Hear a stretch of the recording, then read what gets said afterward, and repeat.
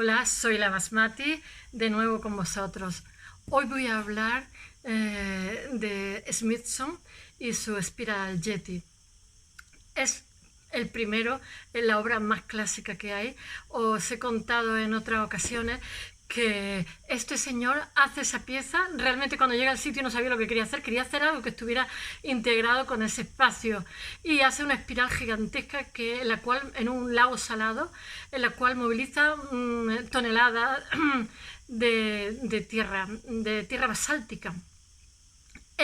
Ahora os contaré, realmente voy a hablar de la pieza, pero no puedo evitarlo, el factor añadido que es la poética, no puedo evitar hablar de otros temas que tienen que ver con esto.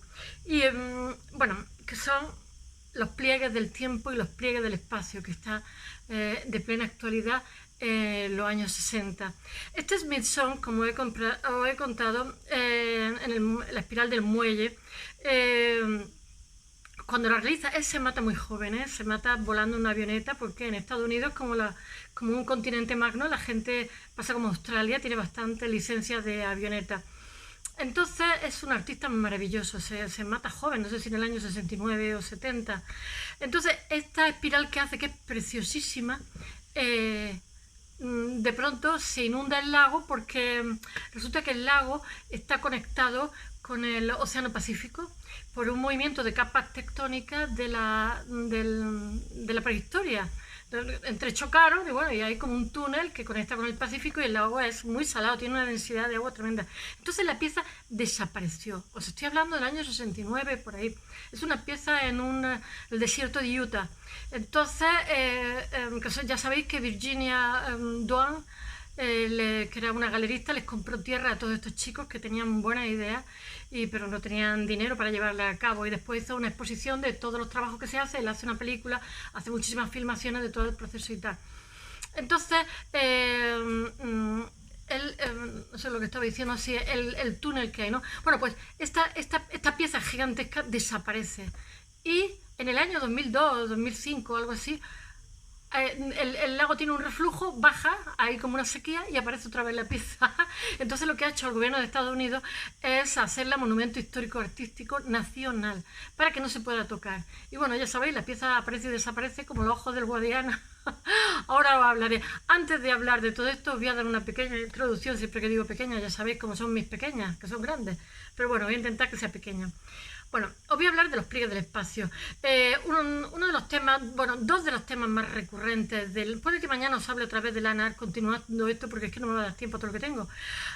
Ya sabéis que os hablo un día del siglo XVII y otro día del siglo XX o del XXI.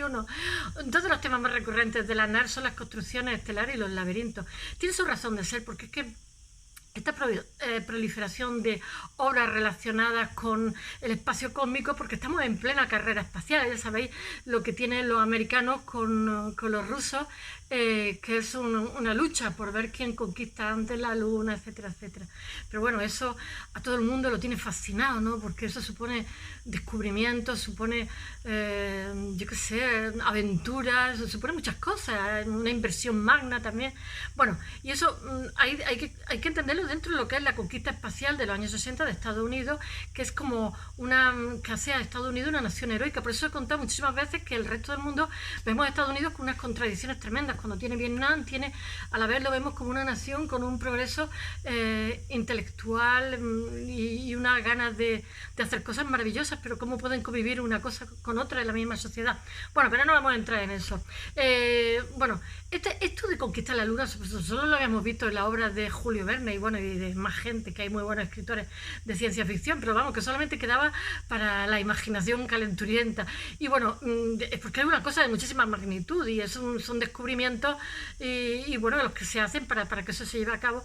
Entonces, estos artistas, que ahora mismo tendrán 80 y tantos años, en esta época son jovencitos, y entonces tanto Heiser, Michael Heiser, que hablé el otro día, el que hace esos túmulos, bueno, que hace más cosas aparte de eso, como Smithson como Ross o Tyrrell se ven totalmente fascinados y desbordados por estos proyectos como visionarios del espacio que responden a una sensibilidad epopélica, por decirlo de alguna forma, y entonces se hacen como que son como anuncian como una nueva época, y entonces ellos, bueno, pues es la sensibilidad de la época, pues entonces que lo que hacen es piezas que para observar como observatorios espaciales son increíble, tienen 80 y tantos años y tal sin acabar y llevan toda la vida haciéndola, pero bueno, son una maravilla. Y entonces hacen piezas gigantescas, estructuras gigantescas que han quedado como reliquias prehistóricas de una era espacial. Bueno, son construcciones estelares, por decirlo de alguna forma. Los viajes espaciales lo que hacen es polarizar la atención del gran público, y además de eso, a raíz de eso, ¿cómo diría yo? Las revistas, ya sabéis, el Life, montones que había en Estados Unidos. Mi padre estaba suscrito, a mí me encantaba la fotografía. Yo creo que aprendimos inglés ya todo de rebote, porque de leer y leer teníamos que entender y al final acabamos entendiendo. Bueno, ya no sé por dónde iba, que polariza la atención del gran público. Entonces estas revistas lo que hacen es que hacen temas monográficos a las teorías de Newton, de astrofísica y tal. Y nuestros artistas se ven muy influenciados por ellas, porque, bueno, son maravillosas. La adaptan para el gran público, ya lo estoy diciendo. Entonces ellos, las piezas que hacen están volcadas al universo estelar, son como metáforas y responden a una especie de cultura de lo cósmico. Es una fascinación que tienen por el espacio de los individuos, que tienen, yo qué sé, por otro lado después tienen sucesos en la Tierra que mejor, sucesos cercanos que a lo mejor no le hacen ni caso, pero bueno, cada generación tiene que reescribir su historia, ¿no? Y elige que sí, que no, por eso hay que respetar siempre a los jóvenes y sus gustos. Bueno, la Tierra es un punto de referencia en la macrocontemplación, por decirlo, y el punto de observación donde hacen sus piezas para observar. Ahora os contaré porque es que os vaya a quedar. Y bueno, y esto comienza a ser usado como material artístico, lo que estoy diciendo. Entonces, os voy a contar solamente brevemente, porque en realidad tendría que hablar nada más que de las piezas de Smithson, pero soy insoportable para estas cosas, no puedo evitarlo. Y bueno, os voy a hablar solamente un poquito, puede que mañana os hable más, de este señor que es compañero, que es amigo del eje estelar de Charles Ross, y bueno, el cráter de Roden, Cráter Roden de James Turrell. Os he hablado, pero puede que mañana os hable otro poquito desde otra perspectiva, porque él tiene la tradición de los indios Hopis, que los indios Hopis, lo mismo que los egipcios veían el periplo de la vida que iba a través del sol, los indios Hopis, el periplo de la vida es a través del este y del verano y del día. Eso de las puestas de sol es de muerte, y el otoño, el invierno es de muerte, que es el oeste. Y entonces, pues Turrell lo que hace es que orienta el volcán para no llevar la contraria a los, porque para estos indios Hopis, no sé cómo se diría en inglés, se escribe H-O-P-I-S, el hombre forma parte de esa cosmovisión, ¿no? Es un elemento más, no el principal, y entonces dice que para no contradecir los observatorios lo hizo siguiendo los cánones de los indios Hopis. Mañana lo cuento. Bueno, el eje estelar de Charles Ross, está en una ¿cómo se llama? Meseta semidesértica de Albuquerque, y es un cilindro de acero, tengo que leerlo, inoxidable, 200 pies de alto por 7 de diámetro, que está embutido verticalmente mirando el cielo y alineado con el eje de la Tierra. Casi nada, es una preciosidad, así, una preciosidad, pero empezará a funcionar el año 2050, el hombre tiene 80 y tantos años. Cuando nos alineemos a Polaris, porque resulta que cada 2600 años cambian la alineación estelar, y por eso cuando se hace la gran pirámide egipcia estábamos orientados hacia la estrella del norte. Entonces cada 2600 años resulta que en el año 2050 es cuando hace 2600 años, y entonces él ha preparado ese observatorio para que no estará para ver Polaris desde su observatorio. Además, ese cilindro tiene una escalera, ¿no? Y seguro en qué punto de la escalera depende de los días, ¿no? Y cuando llega al final, por supuesto, es donde mejor ve las bóvedas, pero tiene que ser en fecha, está todo organizado y preparado para esa especie de mapa cósmico, cuando en 2050, que el creador no estará porque tiene ahora mismo 80.000 años, pero nada más que verlo es precioso. Además, un presupuesto magno, como pasa a James Turrell con su volcán, que resulta que ha estado trabajando y trabajando y metiendo dinero, que es una preciosidad también, lo tiene sin acabar y es también súper viejo.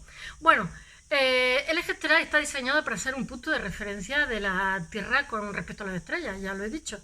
Estamos esperando que llegue 2050 para poder ver Polaris, que es cuando cambia la orientación. Cada 1600 años cambia el ciclo, ¿cómo se dice?, rotativo, y por lo tanto su eje con respecto a la posición de las estrellas. Hace 4500 años, cuando se hizo la Gran Pirámide, esta está orientada, como he dicho, a la estrella del norte, perteneciente a la constelación de Draco.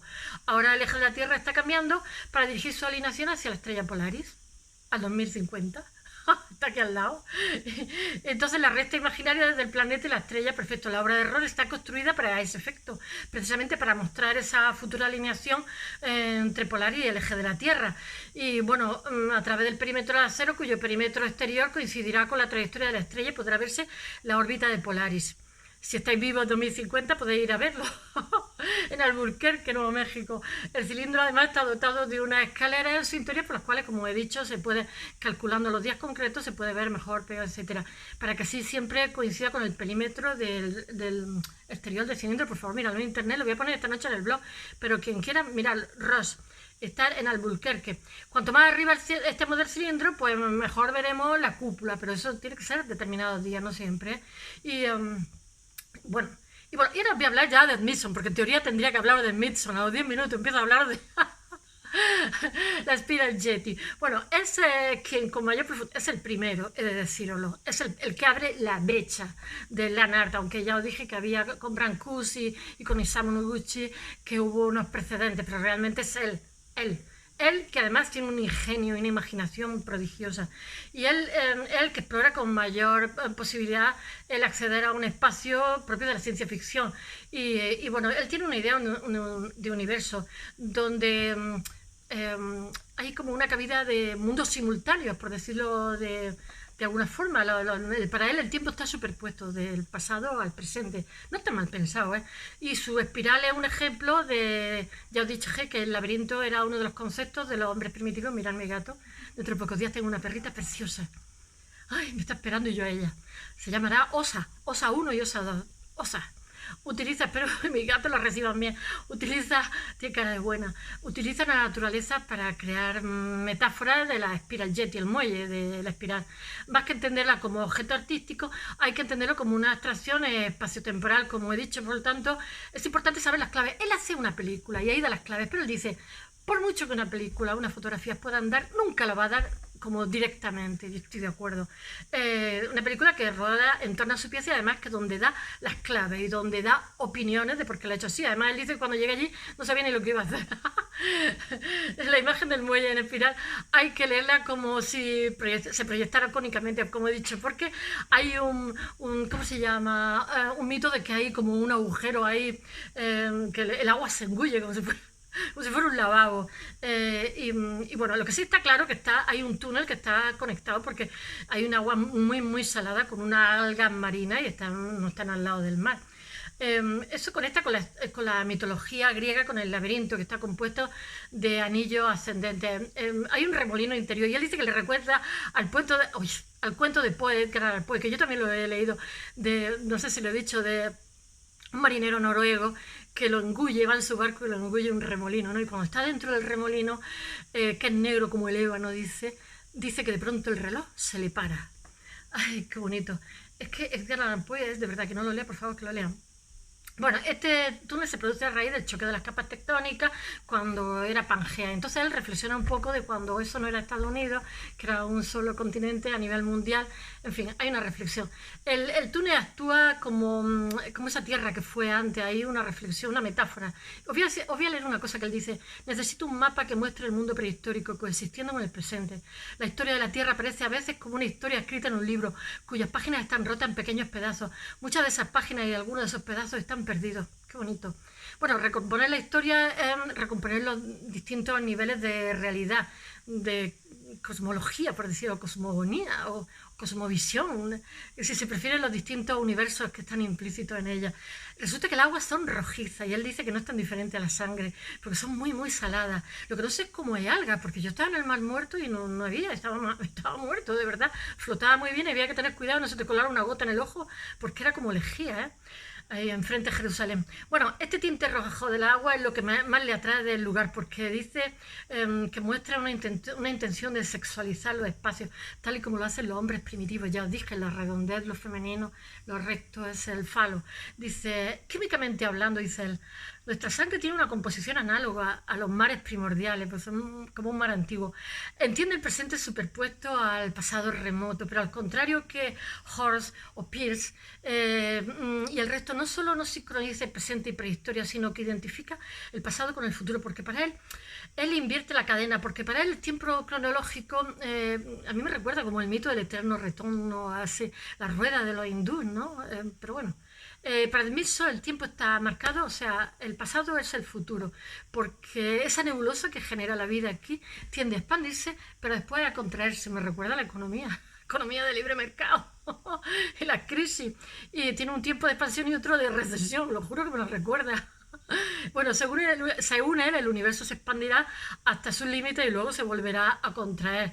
Tendrá que regresar hasta volver al punto para repetir el mismo proceso. Es decir, que el proceso histórico, o sea, el proceso que tenemos es un proceso cósmico. Él dice que es un proceso cósmico, parece Dalí. Y el universo lo entiende de despliegues, de esa nebulosa en espiral que genera nuestra vida en las estrellas y que después tiene un tiempo de recesión que conducirá a nuestros propios orígenes. Mira, en los años 60 lo vemos en 2001, en la Odisea del Espacio, hay una auténtica obsesión por el desdoblamiento. ¿Acordaron del protagonista que es joven y se ve a sí mismo viejo? Hay una auténtica obsesión por el desdoblamiento. Y estos artistas también son fiel reflejo, o sea, ellos buscan también el desdoblamiento. ¿Quiénes somos y quiénes hemos sido? ¿Cómo contemplarnos? Y bueno, ese es su vínculo con el pasado remoto. Él dice, siguiendo los pasos del muelle en espiral, retornamos nuestro origen. Es como un caracol realmente. Sus muelles se identifican con la espiral que es el origen del universo, del espacio, de la nebulosa que he dicho, que es como un laberinto. Incluso el propio discurso del pensamiento como lugar real no existe porque nunca acaba de construirse, es una cosa que está en proceso. Y entonces él dice que el pensamiento es eso, que el pensamiento que tenemos no es algo definitivo, sino algo que sirve para el siguiente pensamiento. Por eso los artistas de la NAR le dan muchísima importancia al arte procesual. Y entonces para él el pensamiento y el arte es como producto de la reflexión que te invita a otra creación y a otra reflexión. Este laberinto metafórico en realidad lo que hace es una doble pendiente, o sea, una doble vertiente del pensamiento. Por un lado pretende explicar la realidad y por otro, a la vez que te explica la realidad, la construye. Bueno, el arte yo creo que en general es así. Mediante la espiral lo que hace es explicar la doble realidad. Smithson, como otros artistas de Lanard, insiste en el proceso de la obra y no tanto en el resultado. Yo estoy de acuerdo en eso. La vida como el arte es un proceso. Y esto exige del observador que sea interactivo, pero ya sabéis que a partir de los años 60 hay, como se dice, el observador, se crea el concepto sociológico del entorno y está en lo que se llaman las instalaciones. Y tú no es lo mismo que tú veas un cuadro a que tú estés dentro de una instalación, porque según el punto que estés de la instalación, tienes una percepción distinta, porque nuestra percepción cambia. Y bueno, entonces el observador participa del juego creativo, por decirlo de alguna forma, porque según donde esté, la perspectiva es una u otra. Entonces ya no es un ser pasivo, sino que interactúa con la creación, por decirlo, con lo que ha hecho el artista.